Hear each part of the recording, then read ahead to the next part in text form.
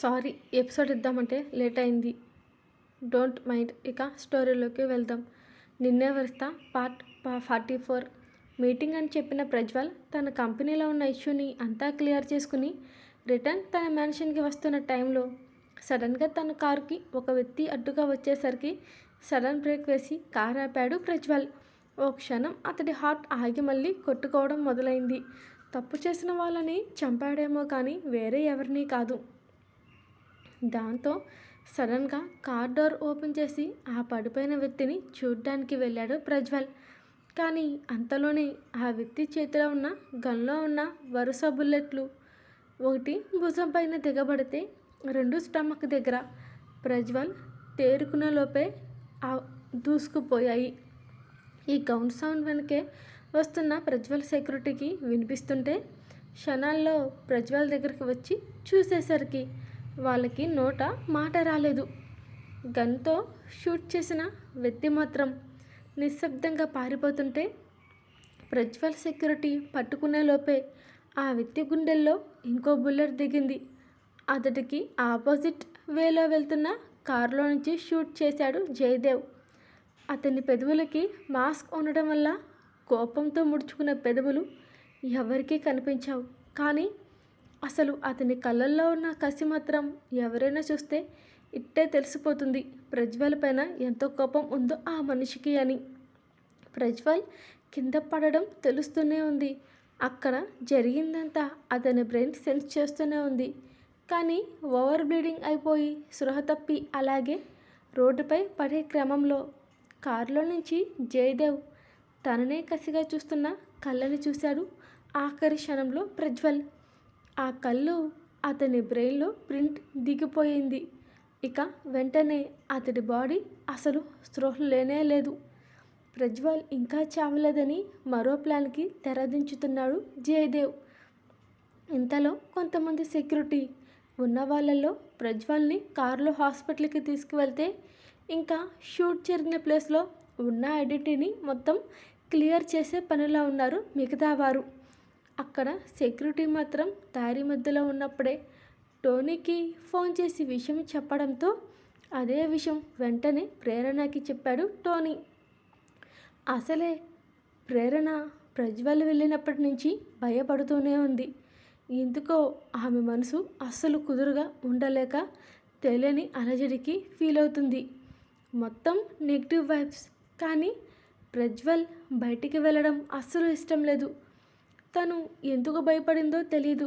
కానీ అదే భయం ఇప్పుడు నిజమయ్యేసరికి ఆమెకి కాళ్ళు చేతులు వణుకుతూ ఒళ్ళంతా చెమటలు పట్టించుకొని అక్కడ సోఫాలో ఒరిగింది ప్రేరణ. ఆమెకి కళ్ళు తిరిగాయి. ఎప్పుడైతే ప్రజ్వల్ హాస్పిటల్లో ఉన్నాడు అన్న విషయం తెలిసాక ఇంకా షాక్లో నిలబడి ఉన్న సువర్ణని కదుపుతూ వాటర్ తీసుకురా అంటూ అరిచాడు టోనీ.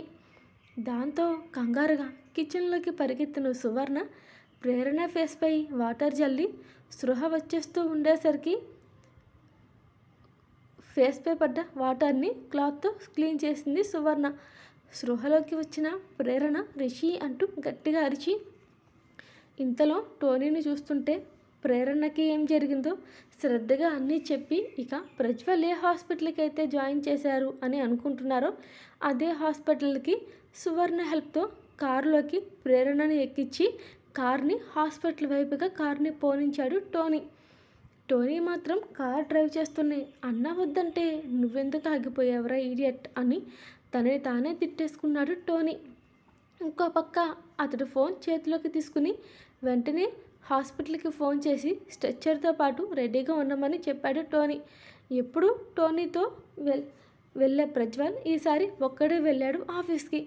ఇంట్లో జరుగుతున్న ఫంక్షన్కి టోనీ తన మ్యాన్షన్లో ఉంటే హెల్ప్ఫుల్గా ఉంటాడని అనుకుని అక్కడే వదిలేసి టోనీ వస్తానని చెప్పిన వద్దని వెళ్ళిపోయాడు ప్రజ్వల్. సెక్యూరిటీ హాస్పిటల్ తీసుకువచ్చేసరికి ప్రజ్వల్ అసలు స్పృహలోనే లేడు. అలా కార్ ఆగడం ఆలస్యం. వెంటనే స్ట్రెచ్చర్లో పడుకోబెట్టి ప్రజ్వల్ని ఆపరేషన్ థియేటర్కి తీసుకువెళ్ళిపోయారు అక్కడ ఉన్న డాక్టర్స్. బ్లడ్ ఎక్కువ మొత్తంలో లాస్ అయ్యి అతని హార్ట్ బీట్ ఎక్కడో అట్టడుగున కొట్టుకోవడం మొదలైంది. ప్రజ్వల్ హాస్పిటల్ చేరిన మరో 10 నిమిషాలకి టోనీ కార్ తీసుకొచ్చి హాస్పిటల్ ముందు ఆపాడు. దానితో ప్రేరణ ఇంకొక సెకండ్ కూడా ఉండలేక కార్ డోర్ ఓపెన్ చేసి క్లోజ్ కూడా చేయకుండా పరుగున హాస్పిటల్ లోపలికి వెళ్ళిపోయింది రిషి అని అంటూ. ఆమెకి పరిగెడుతున్నా సరే తన కంట్లో నుంచి కన్నీరు కిందకి జారిపోతూనే ఉన్నాయి. అతడు ఆమెకి తగ్గట్టు నడుచుకుంటున్న ప్రతిసారి బయటికి చెప్పలేదు కానీ ఎంతో మురుసుకునేది ఆమె. ఇక ఆమె పరుగు సరాసరి ఆపరేషన్ థియేటర్ వద్ద ఆగింది. ఆమెకి ఆ గ్లాస్ డోర్ నుంచి అతని కన్నీళ్లతో చూస్తుంది ప్రేరణ. చెప్పలేనంత దుఃఖం అది ఆమె కళ్ళల్లోనే తెలుస్తుంది. చూసేవారికి అంతకు మించే తెలుస్తుంది. అతడు తనని చేతులతో మాటలతో ఇబ్బంది పెట్టినా భరించింది, సహించింది. కానీ ఇలా మనిషిలో చలనం లేకుండా హాస్పిటల్లో పడుంటే తట్టుకోవడం ప్రేరణ వల్ల కాలేకపోతుంది. ఇంతలో హాస్పిటల్ థియేటర్ నుంచి వచ్చిన డాక్టర్స్ని చూస్తూ కంగారుగా లోపల ఉన్న నా హస్బెండ్కి ఎలా ఉంది డాక్టర్ అంటూ తన కళ్ళల్లో ఆరాటాన్ని నింపుకుంటూ అడిగింది ప్రేరణ ఆ వచ్చిన సర్జన్ డాక్టర్ని. ఐ హోప్ ప్రస్తుతానికి అతడు చావు బ్రతుకుల మధ్య ఉన్నాడు. స్టమక్కి 2 bullets అండ్ షోల్డర్ దగ్గర 1 bullet. స్టమక్కి హార్ట్కి మధ్యలో 1 bullet ఉంది. అది బయటికి తీయాలంటే పొజిషన్ కాస్త క్రిటికల్గా ఉంది అనే చెప్పాలి. టఫ్ టు ఇట్స్ 50-50 ఛాన్సెస్ ఉన్నాయి అని అన్నారు ఆ సర్జన్ డాక్టర్. ఆ మాట వినగానే అప్పటిదాకా ఉన్న ఓపిక మొత్తం ఎవరో లాగేసినట్టు తన గుండె ఆగినట్టు నేల మీద కూలబడింది ప్రేరణ. ఆమె నుంచి ఎటువంటి రెస్పాన్స్ రాకుండా అలా శూన్యంలోకి చూస్తున్న ప్రేరణని చూస్తుంటే భయం వేసి పక్కనే ఉన్న సువర్ణ అక్క అంటూ పిలిచి తన భుజం పట్టి కదిపింది ఆమె. సువర్ణని చూస్తూ ప్రేరణ గట్టిగా కౌగిలించుకొని పెద్దగా ఏడవడం మొదలుపెట్టింది ఆమె. కన్నీళ్ళు చెంప గడపను దాటి బయటకు దూకుతున్నాయి. అక్క, సార్కు అంతా బాగా అయిపోతుంది, నువ్వెలా కంగారు పడి ఏడవకు అని అంది సువర్ణ కూడా. మళ్ళీ ప్రేరణకి ఏమవుతుంది అన్న కంగారులో తను కూడా ఏడ్చేస్తుంది. ఇంకో పక్కనున్న టోనీ కూడా డాక్టర్స్తో మాట్లాడుతూ మరికొంతమంది స్పెషల్ డాక్టర్స్ను కూడా ఫోన్లో రప్పిస్తున్నాడు.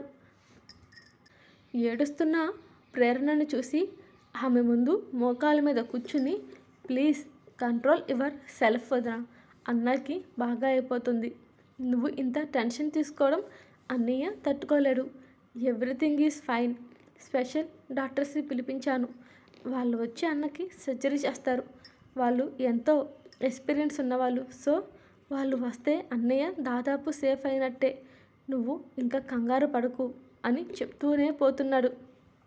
ప్రేరణ మాత్రం జస్ట్ టోనీ చెప్పేది వింది, అంతేగాని తిరిగి మాట్లాడడానికి ఆమె గొంతు నుంచి మాటలు రావట్లేదు.